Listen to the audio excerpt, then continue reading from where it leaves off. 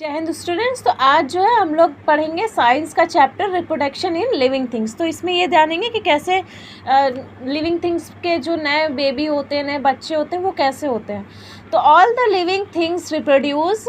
Reproduction is the process of producing young ones. It means producing again.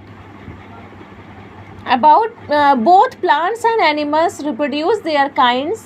Reproduction in plants and animals takes place through different process. Reproduction in plants takes place through seeds. तो क्या होता है कि सभी जितने भी living things हैं उनके रिप्रोड्यूस करते हैं, यानी कि अपना एक बच्चा वो करते हैं, छोटा उनसे छोटा, जिससे कि उनका आगे वंश बढ़े। तो रिप्रोडक्शन इज़ द प्रोसेस। क्या होता है वो प्रोसेस? उसको कहते हैं कि प्रोड्यूसिंग यंग वंस, अपने से छोटा एक उसको प्रोड्यूस करना।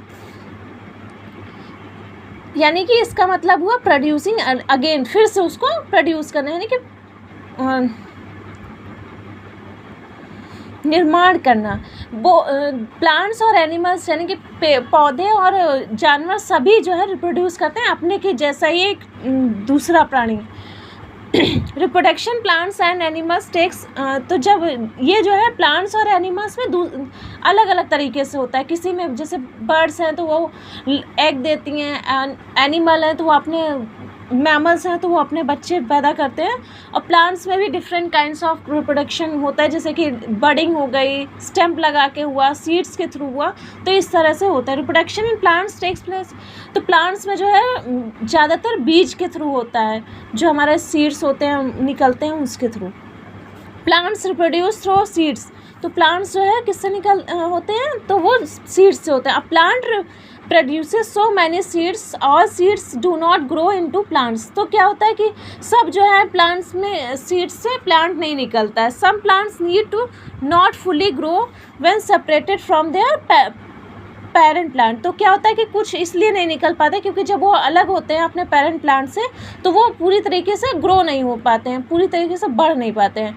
सच immature seeds do not grow into plants. तो इस तरह के इमेच्योर प्लांट्स जो होते हैं, पूर्ण रूप से विकसित नहीं होते हैं, वो प्लांट में नहीं बदल पाते हैं। Other seeds are destroyed by winds और रेन और eaten by animals, insect, birds. सब seeds do not get enough water और air, all these seeds do not germinate. तो क्या होता है कि कुछ जो है कोई खा लेता है, एनिमल खा लिया, इंसेक्ट खा लिया, या फिर कीड़ा मकोड़ा जानवर खा लिया, या फिर हवा पानी की वजह से भी इधर उधर हो जाते हैं। तो इस वजह से जो है वो फिर से जम नहीं पाते हैं। और इन सारी चीज़ों की वजह से कभी कभी होता है कि ठीक से उनको पानी हवा नहीं मिलता है, इसकी वजह से भी वो नहीं जम पाते हैं। तो ये सारे जो सीड्स होते हैं इन सारी कंडीशन की वजह से वो जम नहीं पाते हैं और न्यू प्लांट नहीं बन पाते हैं।